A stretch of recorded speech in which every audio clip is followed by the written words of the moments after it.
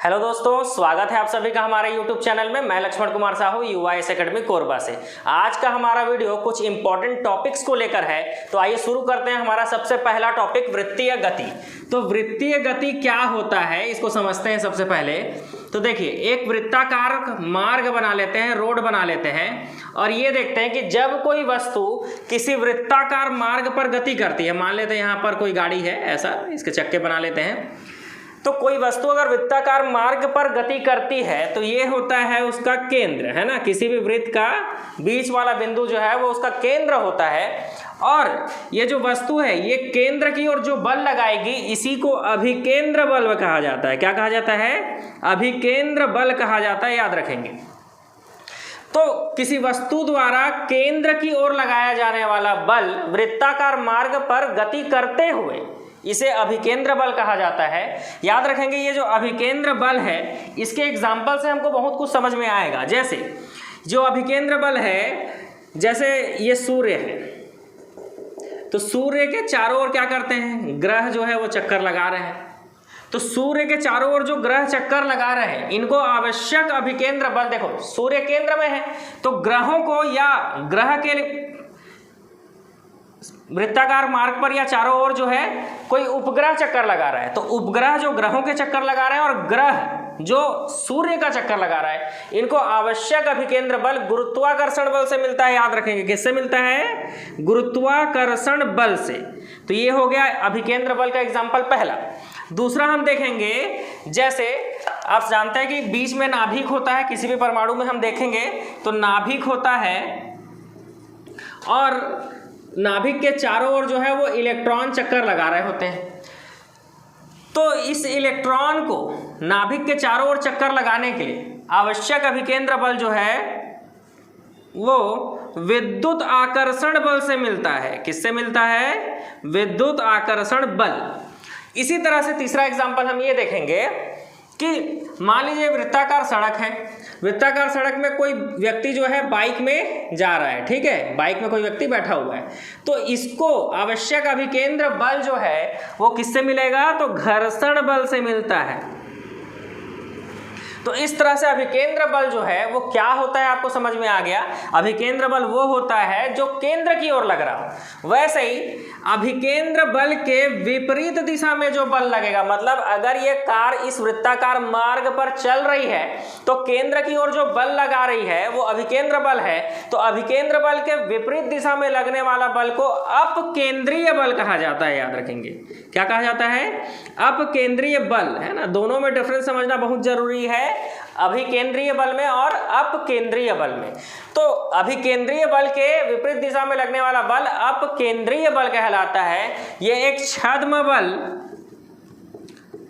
या जड़त्वीय बल है। याद रखेंगे, छद्म या जड़त्वीय बल है अपकेंद्रीय बल। अब इसका एग्जाम्पल कैसे देखने को मिलता है? तो आप सोचो, अगर ऐसा कोई एग्जाम्पल सोचिए जिसमें बल बाहर की ओर लग रहा हो, तो ऐसा एग्जाम्पल है वॉशिंग मशीन। आप देखे होंगे वॉशिंग मशीन में जब कपड़ा डालकर हम उसको चालू करते हैं तो बल जो है किनारे किनारे, कपड़ा जो है किनारे दीवारों पर टकराता है तो बाहर की ओर बल लगता है। तो वॉशिंग मशीन जो है इसका एग्जाम्पल है। इसके अलावा दूध से मलाई निकालने वाली जो मशीन होती है वो भी इसी का एग्जाम्पल है, अपकेंद्रीय बल का।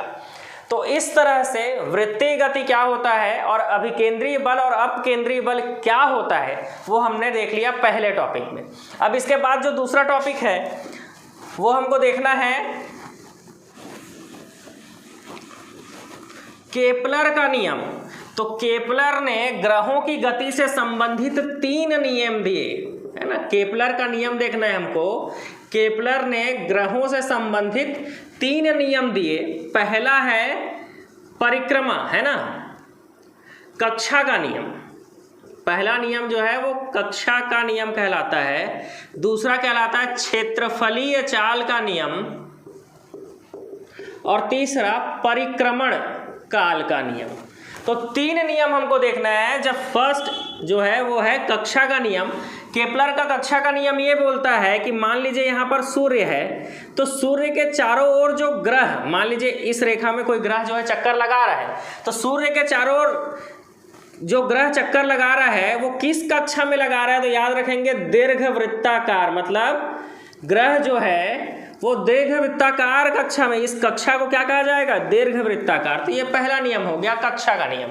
तो केपलर के पहले नियम के अनुसार कोई भी ग्रह अगर सूर्य के चक्कर लगा रहा है तो वो दीर्घवृत्ताकार कक्षा में चक्कर काटता है, ये पहला नियम है। दूसरा है क्षेत्रफलीय चाल का नियम। इसका मतलब ये है कि समान समय में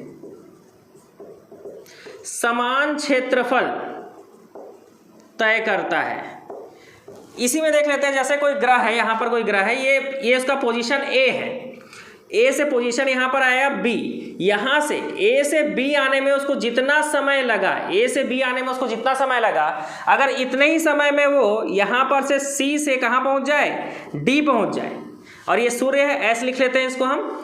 तो ए से बी तक जाने में जितना समय लगा उतना ही समय उसको सी से डी जाने में लगा।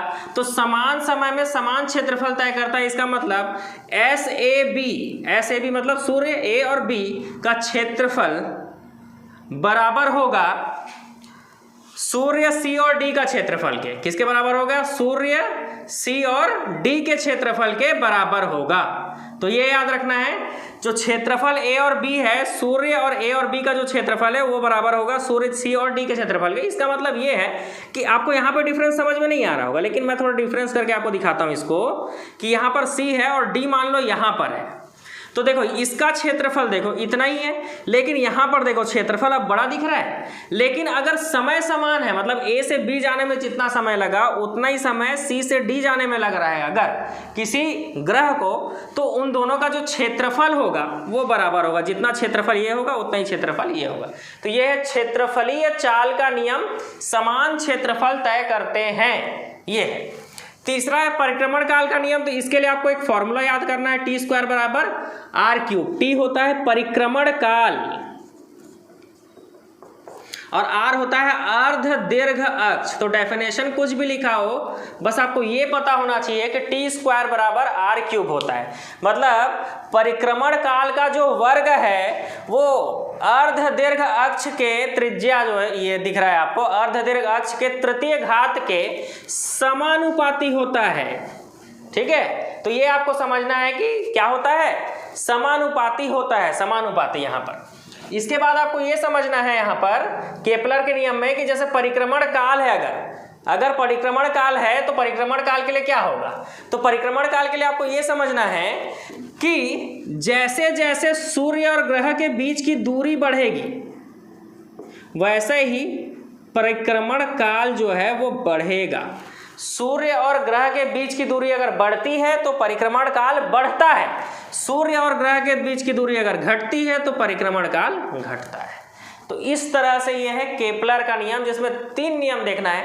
पहला है कक्षाओं का नियम, मतलब कौन सी कक्षा? दीर्घ वृत्ताकार। दूसरा है क्षेत्रफलीय चाल का नियम, मतलब समान समय में समान क्षेत्रफल तय करते हैं। और परिक्रमण काल के नियम के लिए सिर्फ आपको फॉर्मूला याद रखना है, टी स्क्वायर बराबर इस प्रोपोर्शनल टू आर क्यूब। तो ये हो गया केपलर का नियम। इसके बाद हम नेक्स्ट टॉपिक देखते हैं,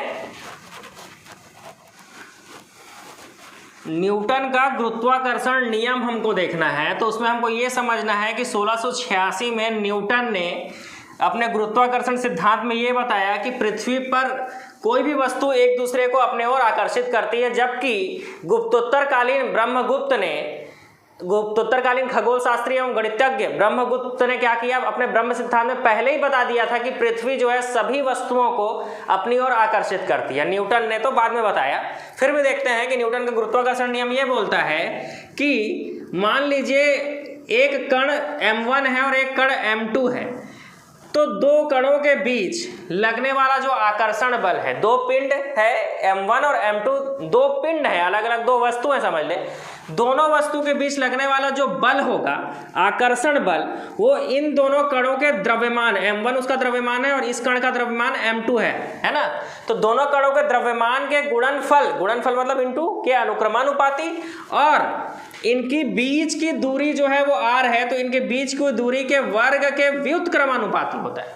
तो व्युत्क्रमानुपाती मतलब 1/2। तो समीकरण 1 और 2 से आप लिख सकते हो कि m1 into m2 by are square, मतलब इस समीकरण से और इस समीकरण से। अब यहाँ पर समानुपाती का चिन्ह जब हटाएंगे तो कैपिटल जी लगाते हैं और ये हो जाएगा m1 into m2 by are square. तो ये बन गया हमारा फॉर्मूला, जहां f बल है, m1 m2 जो है ये दोनों पिंड जो है इनके द्रव्यमान है, r उनके बीच की दूरी है, और g है गुरुत्वाकर्षण नियतांक। g क्या है? गुरुत्वाकर्षण नियतांक। अब मेरा क्वेश्चन ये है आपसे कि यदि सूर्य और पृथ्वी के बीच की दूरी दोगुनी कर दी जाए तो बल पर क्या प्रभाव पड़ेगा? तो देखिए, सबसे पहले बल बराबर F1 हम मानते हैं कि G m1 m2 by are square होता है। ये समीकरण 1 हो गया। ये समीकरण क्या हो गया? 1 हो गया। यहां से हमको दिख रहा है। अब क्या करना है? क्वेश्चन क्या बोल रहा है कि बीच की दूरी दोगुनी कर दी जाए, है ना, सूर्य और किसके बीच में? पृथ्वी के बीच की दूरी दोगुनी कर दी जाए तो r का मान बदलेगा, r 2r हो जाएगा। दोगुनी कर देंगे तो 2r का स्क्वायर हो जाएगा। तो इस तरह से F2 हो जाएगा G m1 m2 by 4r square. F2 अपने जगह पे रहेगा, 1/4 इधर निकालेंगे तो ये हो जाएगा G m1 m2 by are square, और ये मान इससे मैच खाता है, आपको दिख रहा है। इसका मतलब F2 बराबर 1/4 ऑफ F1 हो जाएगा। इसका मतलब बल जो है, आकर्षण बल जो है, अगर दूरी को दोगुना कर दिया जाए, सूर्य और पृथ्वी के बीच की दूरी को दोगुना कर दिया जाए तो आकर्षण बल 1/4 हो जाएगा, 1/4। तो ये आपको प्रूफ करके दिख रहा है। इसके कुल और एग्जाम्पल देखते हैं गुरुत्वाकर्षण जो क्वेश्चन बनते हैं हमारे। सबसे पहला ऐसा कि एक लोहे का बॉल है, एक मोम का बॉल है और एक रुई का बॉल है। तो लोहा, मोम और रुई के बॉल को जब छत से किसी ऊंचाई से, समान ऊंचाई से अगर नीचे गिराया जाता है तो कौन पहले पहुंचेगा? तो इसके दो कंडीशन है। पहला है हवा की अनुपस्थिति में, अगर हवा नहीं है तो तीनों एक साथ नीचे पहुंचेंगे, क्योंकि तीनों पर गुरुत्वीय त्वरण कार्य करेगा और वायु प्रतिरोध नगण्य होगा। दूसरा, अगर हवा की उपस्थिति हो तो आपको पता है जो भारी है वो पहले पहुंचेगा, मतलब लोहा पहले पहुंचेगा। इसके अलावा इस नियम के बाद हमको कुछ एप्लीकेशन जैसे देखना है तो हम ये देख सकते हैं कि स्मॉल जी और कैपिटल जी में क्या संबंध होता है। तो स्मॉल जी का मान होता है m इंटू स्मॉल जी और कैपिटल जी में संबंध।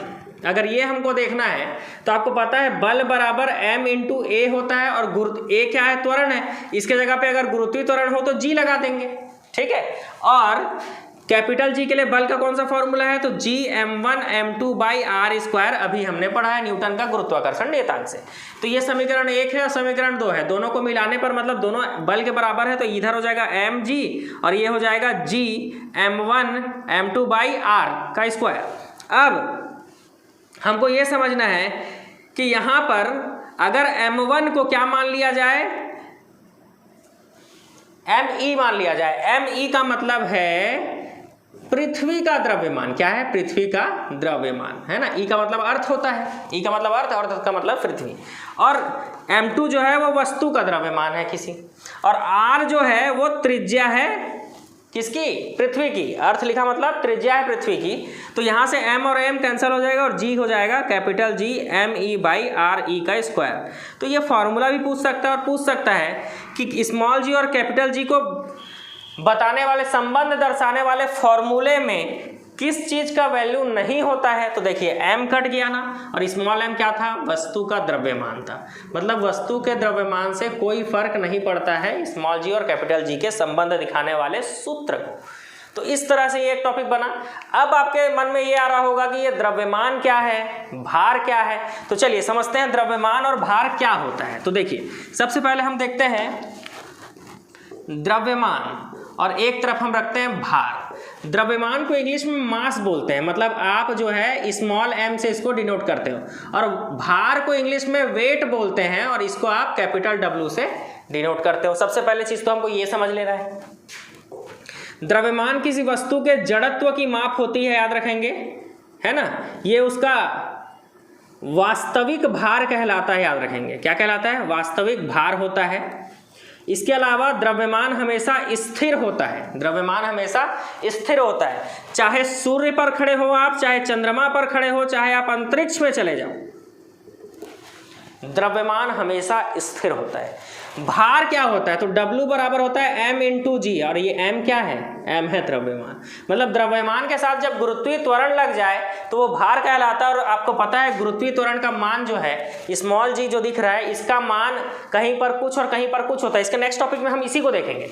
तो स्मॉल जी का मान जो है घटता बढ़ता रहता है। इसका मतलब भार जो है, अगर गुरुत्वीय त्वरण बढ़ेगा तो भार बढ़ेगा, गुरुत्वीय त्वरण घटेगा तो भार घटेगा। तो इस तरह से हमने ये भी समझ लिया कि द्रव्यमान क्या होता है और भार क्या होता है। द्रव्यमान आपकी वास्तविक भार होती है, किसी वस्तु के जड़त्व की माप होती है, यह स्थिर होता है, आप कहीं भी जाएं द्रव्यमान आपका सेम रहेगा। बदलता तो सिर्फ भार है क्योंकि गुरुत्वीय त्वरण बदलता है। तो अब हमको ये समझना है इसके बाद वाले टॉपिक पे कि गुरुत्वीय त्वरण का मान कहाँ कम होता है, कहाँ ज़्यादा होता है, ये सब देखना है। तो चलिए देखते हैं नेक्स्ट टॉपिक, स्मॉल जी का मान। इसको देखने से पहले गुरुत्वाकर्षण के सार्वभौमिक नियम के प्रतिपादक अगर आपको एग्जाम में पूछता है तो आपको न्यूटन लेना है। और जी का मान जो है, जी का मान ये हमको देखना है कि ध्रुव, ये पृथ्वी है हमारा, ये भूमध्य रेखा है 0 डिग्री, तो ये ध्रुव कहलाता है, नॉर्थ ध्रुव और साउथ ध्रुव मतलब उत्तरी ध्रुव और दक्षिणी ध्रुव। तो यहाँ पर ध्रुवों पर जी का मान मैक्सिमम होता है, याद रखेंगे, अधिकतम होता है मैक्सिमम, जबकि केंद्र पर, पृथ्वी के केंद्र पर अंदर गुरुत्वाकर्षण का मान 0 होता है, याद रखेंगे, है ना। गुरुत्वीय त्वरण का मान जो है वो 0 होता है, ये ध्यान रखेंगे।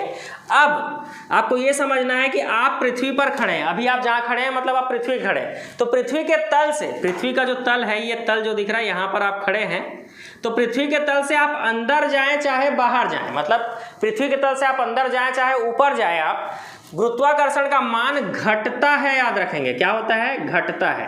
क्या होता है? घटता है। अगर पृथ्वी की गति तेज कर दी जाए, घूर्णन गति अगर तेज हो जाए तो भी मान जो है घटता है। तो एक ही कंडीशन है, ध्रुवों पर गुरुत्वीय त्वरण का मान अधिकतम होता है, बस बाकी सब जगह, केंद्र पर तो 0 होता है, बाकी जगह घटता है। इसके अलावा याद रखेंगे कि जैसे पृथ्वी है, पृथ्वी पर गुरुत्वीय त्वरण का मान लीजिए 1 है, तो चंद्रमा पर पृथ्वी का 1/6 होता है, याद रखेंगे। चंद्रमा पर गुरुत्वीय त्वरण पृथ्वी का 1/6 होता है। इसका मतलब आप पृथ्वी पर हैं, आपका वजन मान लीजिए 60 kg है, तो चंद्रमा पर आप जब जाएंगे तो 60 × 1/6 हो जाएगा, मतलब आपका वजन वहां आपको लगेगा 10 kg है मात्र। तो ये होता है कि पृथ्वी के तुलना में चंद्रमा पर गुरुत्वीय त्वरण का मान 1/6 है पृथ्वी से। इसका मतलब पृथ्वी पर आप 60 kg के हैं तो वहां जाकर आपका वजन कितना हो जाएगा? 10 kg हो जाएगा। इसका मतलब यह है कि अगर पृथ्वी पर आप 2 फीट उछल सकते हैं ना, आप उछलने में बहुत तेज है अगर मान लीजिए, तो पृथ्वी पर अगर आप 2 फीट उछल सकते हैं तो चंद्रमा पर 6 × 2 मतलब 12 फीट उछल सकते हैं। तो इस तरह से जी का जो मान है, गुरुत्वीय त्वरण का मान है, इसके टॉपिक में हमको समझ में आया कि कहाँ मान घटता है, कहाँ 0 होता है, कहाँ मैक्सिमम होता है। इसके बाद हम देखेंगे अगला टॉपिक जो है वो है सरल आवर्त गति। तो सरल आवर्त गति को समझने के लिए हमको पेंडुलम के थ्रू समझना होगा सरल आवर्त गति को। तो अगला टॉपिक है हमारा सरल आवर्त गति। चलिए देखते हैं सरल आवर्त गति क्या होता है। तो सबसे पहले हम ये बॉल बना लेते हैं और ये जो है एक पेंडुलम से लटका हुआ है, ये समझते हैं। अब जब ये ऐसा दोलन करेगा, है ना, तो दोलन करेगा तो अंतिम स्थिति जो है वो क्या होगी? यहाँ पर आके रुकेगा और फिर वापस यहाँ आके फिर आगे बढ़ के यहाँ तक जाएगा। तो 3 ही स्थितियाँ हो सकती है, या तो बीच में हो, इसको मध्य मान कहा जाएगा, मध्य बिंदु, और ये कहलाएगा चरम बिंदु। अब जैसे मैंने आपको गतिज ऊर्जा और स्थितिज ऊर्जा पढ़ाया था ना, बस उसी को थोड़ा ध्यान में रखना है कि जब पेंडुलम जो है यहाँ पर है और वो इधर गति कर रहा है, तो यहाँ पर आने के बाद वो रुक जा रहा है, फिर वापस यहाँ जाकर रुक रहा है, फिर आ रहा है, मतलब ये दोनों चरम बिंदु है। यहाँ के रुक रहे हैं ना, इसका मतलब वेग 0 हो जाएगा। और वेग 0 मतलब आपने काइनेटिक एनर्जी का फॉर्मूला पढ़ा है 1/2 mv², जहाँ पे वेग अगर 0 कर दिया जाए, इसका मतलब काइनेटिक एनर्जी मतलब गतिज ऊर्जा भी 0 हो जाएगी। लेकिन जैसे ही आके यहाँ पे रुकेगा ये, है ना, तो यहाँ पर जो है ये एक पेयर बनेगा, दूसरा पेयर यहाँ पर जैसे ही रुकेगा स्थितिज ऊर्जा संचित हो जाएगी, क्योंकि मैंने बताया था स्थितिज ऊर्जा क्या है, किसी विशेष स्थिति में संचित ऊर्जा। तो यहाँ पर ऊर्जा संचित है जो कि आगे फिर इसको बढ़ाएगी, और जब स्थितिज ऊर्जा अधिकतम होगी यहाँ पर, तो त्वरण जो है वो भी अधिकतम होगा, याद रखेंगे। तो ये हो गया स्थितिज ऊर्जा, क्योंकि स्थितिज ऊर्जा पोटेंशियल एनर्जी का फॉर्मूला होता है mg × h। तो मास तो उतना ही है, ऊंचाई भी उसकी उतनी ही है, बड़े बदलेगा तो क्या, जब स्थितिज ऊर्जा अधिकतम होगी मतलब ग्रेविटी भी अधिक होगा। तो ये हो गया चरम बिंदु पर कैसे कंडीशन बनते हैं। अब मध्य बिंदु पर आते हैं। जैसे ये बॉल यहाँ से गुजरेगा और मध्य बिंदु पर आएगा, यहाँ पर वेग जो है वो अधिकतम होगा, है ना, क्योंकि यहाँ पर ये रुकेगा नहीं, कभी बीच में कभी नहीं रुकता। जब वेग अधिकतम है इसका मतलब गतिज ऊर्जा भी अधिकतम होगी, गतिज ऊर्जा भी क्या होगी, अधिकतम होगी। अब यहाँ पर ये रुकता है क्या बीच में, कभी कभी नहीं रुकता। अगर दोलन कर रहा है तो बीच में कभी नहीं रुकेगा, इसका मतलब स्थितिज ऊर्जा शून्य होगी। और जब स्थितिज ऊर्जा शून्य होगी मतलब त्वरण जो है वो भी शून्य होगा। तो इस तरह से पेंडुलम में ही हमको समझना है कि जब ये दोलन करेगा तो मध्य बिंदु में क्या क्राइटेरिया बन रहा है, चरम बिंदु में क्या क्राइटेरिया बन रहा है, उसके लिए आपको गतिज ऊर्जा और स्थितिज ऊर्जा का फॉर्मूला पता होना चाहिए। तो ये हो गया हमारा सरल आवर्त गति। अब मेरा क्वेश्चन ये है कि एक लड़की जो झूले पर बैठी है ना, ये झूला है समझ लेते हैं, और यहाँ पर कोई लड़की जो है वो बैठी हुई है। तो जब झूले पर बैठ के वो झूला झूल रही है और अगर वो खड़ी हो जाए, है ना, तो अगर खड़ी हो जाए तो आवर्तकाल क्या होगा, तो आवर्तकाल जो है वो बढ़ जाएगा, दोलन स्पीड जो है उसकी गति तीव्र हो जाएगी। कारण क्या है, तो इसकी गति तीव्र इसलिए होगी क्योंकि इसका जो centre of distance from pole जो है वो कम हो जाएगा। जैसे ये है सेंटर, केंद्र है, केंद्र से इसकी दूरी जो है, मान लेते हैं ये बैठी हुई है अगर, तो यहाँ पर होगा इसका सेंटर ऑफ, है ना, केंद्र इसका यहाँ पे होगा, ये दूरी होगी इतना। लेकिन जैसे ये खड़े हो जाए तो इसका केंद्र जो है, द्रव्यमान केंद्र, वो कुछ ऊपर आ जाएगा और लंबाई जो है कम हो जाएगी। देखिए यहाँ पर जो लंबाई होगा, मान लीजिए यहाँ पर 5 फीट है तो यहाँ पर 3 फीट हो जाएगा। तो लंबाई कम होने से परिक्रमण काल कम हो जाता है, आवर्त काल कम हो जाता है। और जब आवर्त काल कम होता है, लंबाई कम मतलब आवर्त काल कम, और जब आवर्त काल कम मतलब गति तीव्र हो जाती है। तो इसी चीज से हमको समझना है कि शीतकाल में और गर्मी में क्या होगा पेंडुलम के साथ। तो देखिए शीतकाल में ये सिकुड़ेगा, है ना, मान लो रस्सी सिकुड़ रही है, तो शीतकाल में लंबाई कम होने से, याद रखेंगे, लंबाई जो है कम होने से आवर्तकाल कम हो जाता है, और आवर्तकाल कम हो जाने से गति तीव्र हो जाती है पेंडुलम की। मतलब शीतकाल में ये जो सरल लोलक है, पेंडुलम है, ये तीव्र गति से गति करने लगता है। लेकिन गर्मी में क्या होता है, लंबाई बढ़ जाती है, और लंबाई बढ़ जाने से आवर्तकाल बढ़ जाता है, और आवर्तकाल के बढ़ जाने से क्या होगा, गति सुस्त हो जाती है। इसका मतलब गर्मियों में पेंडुलम की आवृत्ति जो है वो सुस्त हो जाती है। तो ये याद रखना है आपको झूले का एग्जाम्पल लेकर कि शीतकाल में लंबाई कम हो जाने से आवर्तकाल कम हो जाता है। आवर्तकाल मतलब वो समय, है ना, वो समय जो उसको करने में, मतलब एक जगह से दूसरे जगह जाने में लग रहा है, वो कम हो जाता है। तो क्या होता है, गति तीव्र हो जाती है। तो इस तरह से हमने समझ लिया सरल आवर्त गति का टॉपिक। नेक्स्ट टॉपिक है हमारा पदार्थों के गुण, है ना। तो पदार्थों के गुण हमको देखना है। पदार्थों के गुण में हमको ये देखना है कि द्रव्य की 3 अवस्थाएं होती हैं, 3। पहला क्या, ठोस, जिसमें किसका गुण होता है, प्रत्यास्थता का गुण होता है, याद रखेंगे, प्रत्यास्थता, है ना। और द्रव जो है इसमें बहुत सारे गुण होते हैं, जैसे श्यानता, केशिकत्व, प्लवन, और वैसे ही गैस में वायुमंडलीय दाब। तो लगभग हमने सारे टॉपिक कवर कर लिए हैं इसमें, है ना। कुछ टॉपिक जो छूट गया वो पहले हम देखेंगे प्रत्यास्थता। प्रत्यास्थता को इंग्लिश में इलास्टिसिटी कहा जाता है, और ये कैसे बनता है। तो प्रत्यास्थता का फॉर्मूला होता है कि प्रतिबल इज डायरेक्टली प्रोपोर्शनल टू विकृति, stress is directly proportional to strain. यहाँ से प्रोपोर्शनल का चिन्ह हटाएंगे तो एक नियतांक लगाएंगे, वो ई है, और ई का मान हो जाएगा सिग्मा बटे ई, जहाँ पर ई जो है वो प्रत्यास्थता है, प्रत्यास्थता गुणांक भी बोल सकते हैं। सिग्मा को प्रतिबल कहा जाता है और ई को विकृति कहा जाता है। अब इसका फॉर्मूला जो है, प्रतिबल का फॉर्मूला होता है न्यूटन पर मीटर स्क्वायर, और विकृति का कोई भी राशि नहीं होता है, इसका मतलब इलास्टिसिटी मतलब भी क्या होगा, न्यूटन पर मीटर स्क्वायर। तो अब दो चीजें हमको समझनी है, एक होता है प्रतिबल और एक होता है विकृति। तो अब समझेंगे प्रतिबल क्या होता है। तो प्रतिबल का मतलब होता है बल बटे क्षेत्रफल। प्रतिबल का मतलब क्या होता है, बल बटे क्षेत्रफल, और बल मतलब न्यूटन, बल का मात्रक न्यूटन और क्षेत्रफल का मीटर स्क्वायर। इस प्रकार ये होगा न्यूटन पर मीटर स्क्वायर ही प्रतिबल कहलाता है।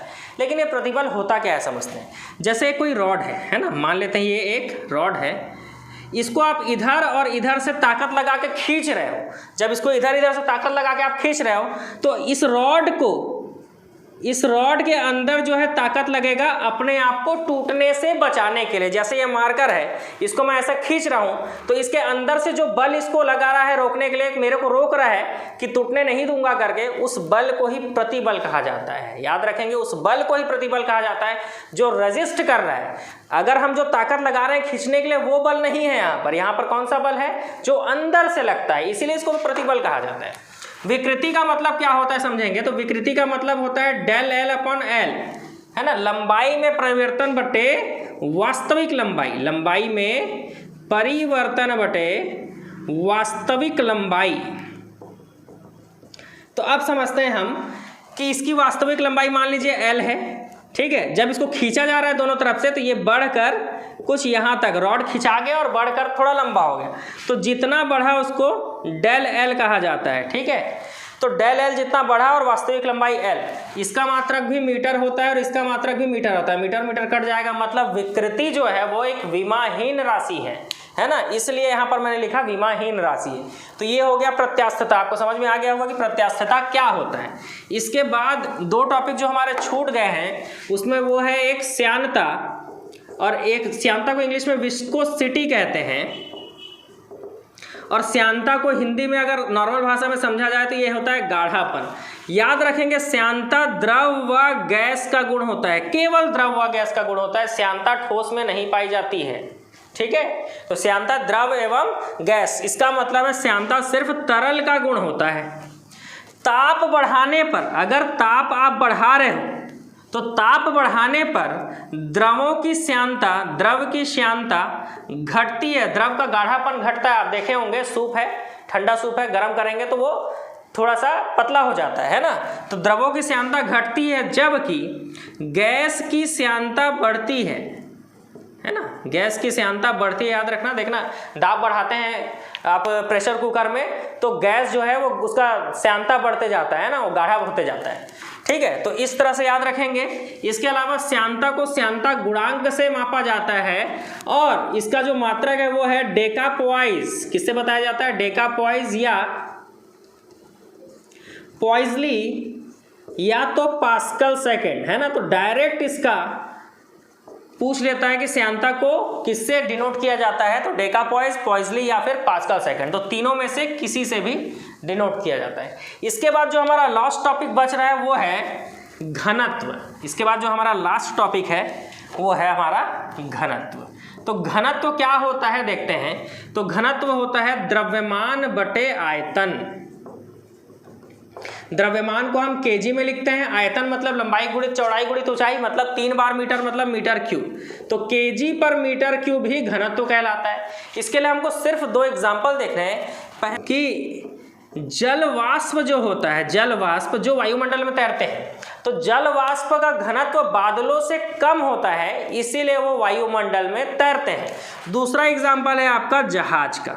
तो आप देखना, जब जहाज नदी में हो और जब जहाज समुद्र में हो, तो नदी का जो पानी है उसका घनत्व समुद्र के खारे पानी से कम होता है। खारा पानी का घनत्व ज़्यादा होगा, नदी का पानी मीठा होता है, घनत्व कम रहता है। तो जब जहाज नदी से समुद्र की ओर जाता है, समुद्र में जाता है, तो नदी में जिस लेवल पे वो चल रहा था, समुद्र में जाते ही उसका लेवल थोड़ा उठ जाता है, क्योंकि समुद्र के पानी का घनत्व ज़्यादा होता है, इसलिए थोड़ा सा उठ जाता है।